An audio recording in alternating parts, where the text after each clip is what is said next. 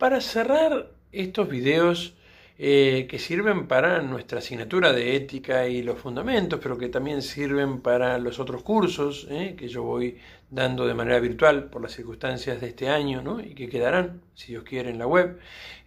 Para cerrar el tema de la verdad, recuerden que nosotros empezamos a hablar de las propiedades trascendentales. Unidad, bondad, belleza, verdad, alicuidad, coseidad, algunos agregan. Es decir, hablamos de las propiedades trascendentales. Nos quedamos en la verdad y dedicamos algunos videos al tema de la verdad en particular. Primero a definirla, luego a ver las dificultades para conocerla y cuál sería el camino que deberíamos seguir para conocerla. Por último, ahora entro en una de las páginas más impactantes del pensamiento de Santo Tomás, que habla acerca de la cognoscibilidad e insondabilidad de lo real. Todo lo que les voy a transmitir, por supuesto que contado de una manera mucho menos profunda y con todas mis limitaciones, proviene del doctor Emilio Comar, que era un gran filósofo, es decir, esloveno, que tuve el honor de tener como profesor y de conocer, de ir a sus cursos, y que nos enseñaba esto que voy a explicar como el cuadro del claroscuro, ¿no? que sostiene una tesis central en el pensamiento de Santo Tomás. La realidad es cognoscible, pero insondable. De todo el realismo filosófico, la realidad es cognoscible, pero insondable. ¿Qué supone esto? Que nuestra inteligencia puede conocer la verdad, puede conocer la realidad, pero nunca la puede abarcar totalmente, aprehender en el sentido de agarrar totalmente. La realidad, el fondo de la realidad se nos escapa, es insondable, no podemos llegar al fondo. Sostener esta tesis supone tratar de pensar mentalmente cómo sería la realidad entonces para Santo Tomás o para el pensamiento realista. En un primer sector podríamos decir que la realidad se nos presenta como clara y distinta, utilizando conceptos que después utilizará Descartes. Es el sector de lo evidente. Es evidente de que estoy filmando un video, es evidente de que tengo 2 manos y 10 dedos en ellas. Para todo lo evidente, es evidente que un todo es mayor que la parte o que todo ser es idéntico a sí mismo. Partiendo de principios o de realidades evidentes, que hay un mundo material que me rodea, hay muchas, nuestra inteligencia se va adentrando en un segundo sector, que es el sector de la penumbra, el sector del claro y oscuro. Allí las cosas no son tan claras ni tan sencillas. Allí cada pregunta que nos hacemos y cada respuesta que obtenemos abre y dispara 10 preguntas más. Y por eso diríamos que el conocimiento es como un ángulo que se va abriendo en vez de cerrando. No es como un embudo. Yo hago una pregunta y lo conozco, pero ahora se me abren 3 preguntas más y las conozco y 3 preguntas más y las conozco. Si alguno viene siguiendo este curso, debe tener más preguntas ahora que cuando comenzó, aunque sepa a lo mejor un poquito más.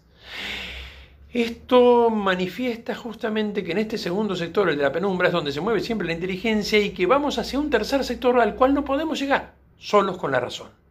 El sector de la oscuridad total. El sector que también llamamos del misterio. Misterio viene de mysterium, lo que está oculto. A ese sector no podemos llegar. ¿Por qué? Vamos a un ejemplo en el macrocosmos, porque a medida que la inteligencia va haciéndose preguntas, cada vez tiene más y más y más y más preguntas, y veamos, la ciencia ha avanzado hoy desde Aristóteles muchísimo, y sin embargo, ¿de dónde venimos? ¿Hacia dónde vamos? ¿Quiénes somos? Siguen siendo preguntas que siguen siendo actuales hoy.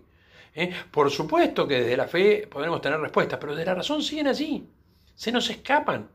No podemos comprender tampoco ni siquiera perfectamente el sentido último de la existencia de un mosquito, se le atribuye a Santo Tomás. ¿Por qué?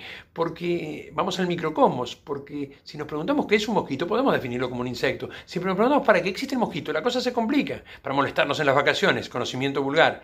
Para formar parte de un ecosistema, conocimiento científico. Pero ¿por qué existe el mosquito? Y este mosquito en particular.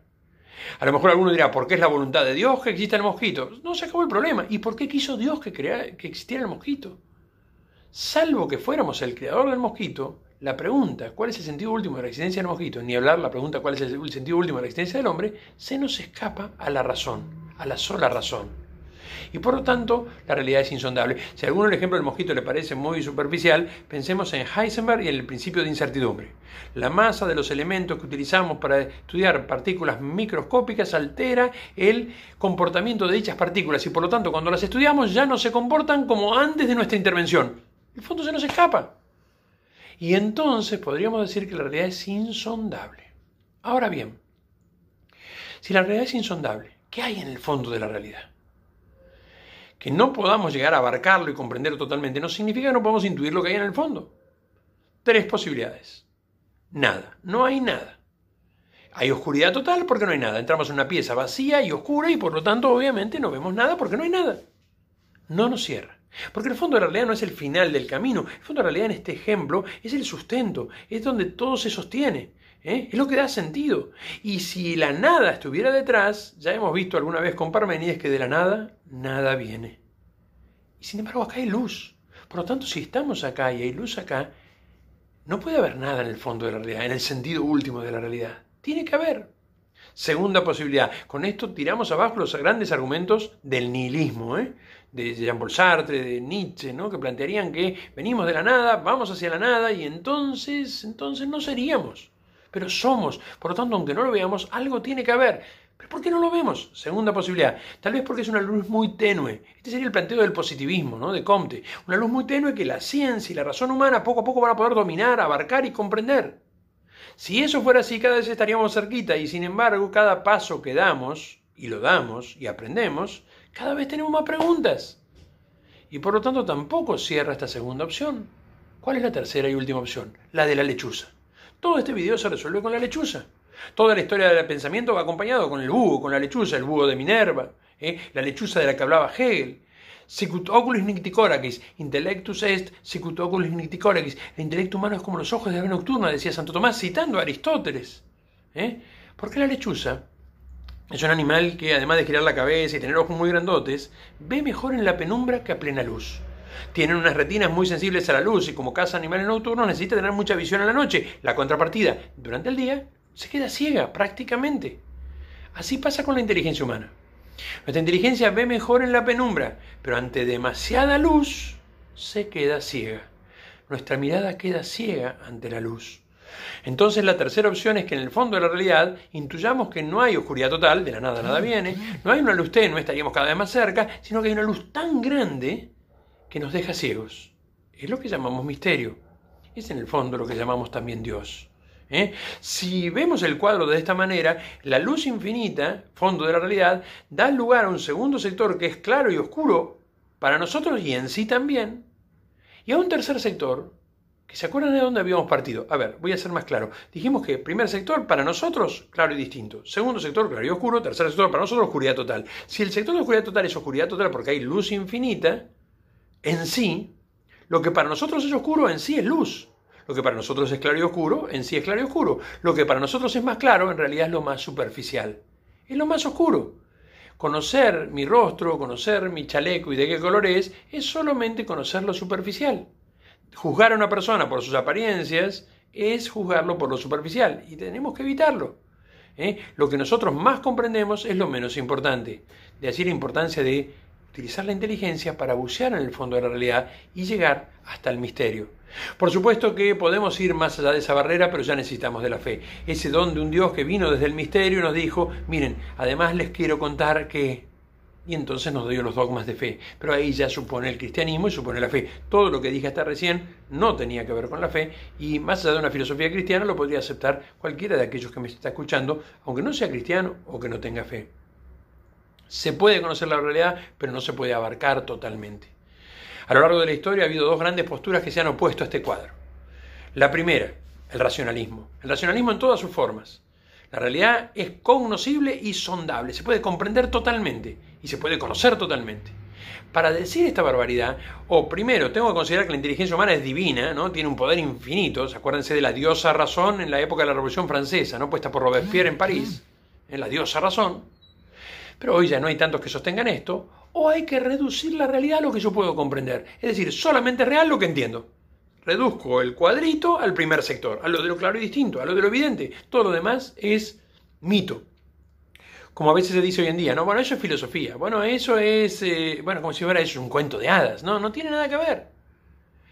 El racionalismo, en el fondo, reduce la realidad al primer sector, a lo claro y evidente, porque es lo que puede controlar, porque es lo que puede tener control, o cree que puede tener control. Pensemos ahora en lo que está pasando con este maldito virus, ¿no? Es decir, no tenemos ningún control, ¿no? Pero el racionalismo cree que con eso puede dominar una realidad que se le escapa, que tiene un misterio detrás. ¿Cuál es el afán del racionalismo? Afán de autonomía, considerar que el hombre puede ser autónomo, hacer su propia ley. Determinar él qué es el bien, qué es el mal, qué es lo verdadero, qué es lo falso. Soberbia. Del otro extremo encontramos a los escépticos. Los escépticos dicen la realidad es insondable e incognoscible. No se puede llegar al fondo y no se puede conocer. Y por lo tanto no puedo conocer absolutamente nada. Y por lo tanto reducen el cuadro al punto de partida. No hay sector del fondo, no hay sector de claroscuro, no hay sector de nada claro y evidente, no hay verdad, todo es relativo, cada uno tiene su verdad. Es muy típico del pensamiento débil que plantea Gianni Battimo en nuestro tiempo y es muy típico de nuestra época. De la diosa razón de la Revolución Francesa ahora pasamos a descreer totalmente de la razón humana y ya nos basamos solo en la sensibilidad, ¿no? Ya ni la razón ni la fe, solo la sensibilidad. Pero detrás del escepticismo que hay, uno podría pensar equivocadamente una gran humildad, ¿no? No podemos conocer nada, nada, no. En el fondo hay soberbia también. Si yo no puedo comprender nada, si yo no puedo conocer nada, otra vez autonomía, yo haré mi propia ley. Porque si yo no puedo saber si usted que me está mirando, si yo que estoy hablando, tenemos derechos humanos por naturaleza, tenemos una identidad, tenemos cosas que el otro debe respetar, entonces cuando lo trataré como se me dé la realísima gana. Y haré la mía otra vez.